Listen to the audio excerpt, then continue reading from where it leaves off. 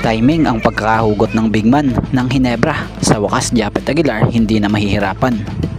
Sino itong big man na to?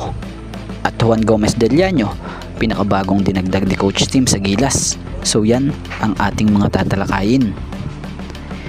It's official, Juan Gomez Del Llano tuluyan ang nakabalik sa national team matapos itong ipasok sa Gilas pool for FIBA World Cup Asian Qualifiers. So matapos nga po magpasiklab ni Juan Gomez Del Llano nung huling laro nga po nila kontra Barangay Hinebra na kung saan ay kumamada ito ng mabigat na numero na 32 points. Napansin nga siya nitong si Hinebra and Gilas head coach Coach Tim Cone na kung saan ay napabilib niya or nakapabilib nitong si Juan Gomez Del Llano itong nasabing malupit na tactician. Kung matatandaan nyo, nito lang pinuri rin ni Coach Tim Cone si Juan Gomez Del Llano for looking like the best player in the league, ika nga niya, during their matchup. So napansin din ni Coach Tim Cone na itong guard na ito ay ready at matured na simula nang maglaro ito sa ibang bansa. So dito pa lang sa nabanggit na to, di na tayo magtataka kung bakit idinagdag sa pool ito para ipasok sa Gilas itong si Juan.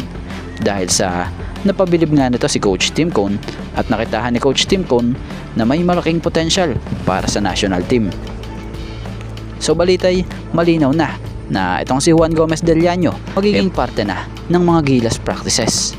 So bagamat di pa sinasabi kung pasok na ba siya sa Final 12 or hindi, ang maganda rito moving forward, kumbaga one step closer para sa Gilas journey. So napakagandang timing na ito na isinama itong si Juan Gomez Del Llano sa Gilas pool dahil ganitong klaseng guard yung bagay sa sistema nitong si Coach Tim. Guard na may depensa at very athletic na may shooting din talaga. So bukod pa dun, itong si Juan Gomez Del Llano ay half Pinoy, half European.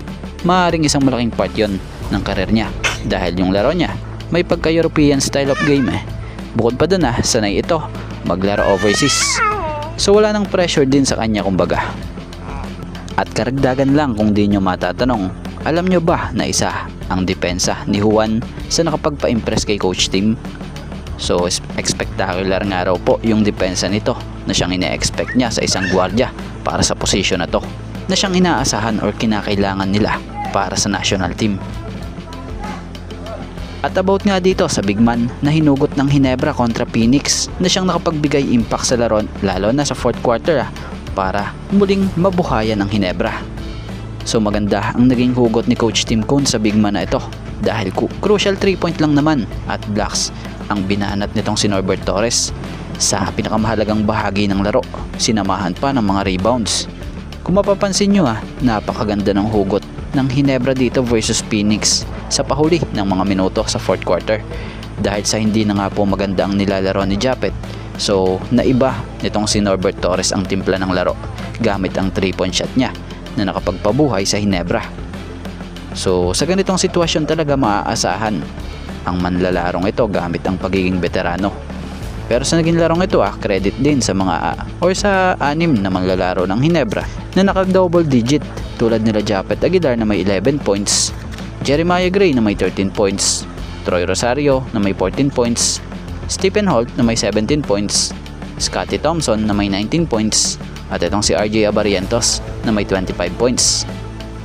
Pero sa plus minus, alam nyo bang si Norbert Torres ang nakakuha ng pinakamataas na plus, na kung sa ay gumawa nga po ito sa game ng 3 points, 6 rebounds, 2 assists, 1 block na may plus 22 versus Phoenix. So ano masasabi nyo sa nilaro nitong si Norbert?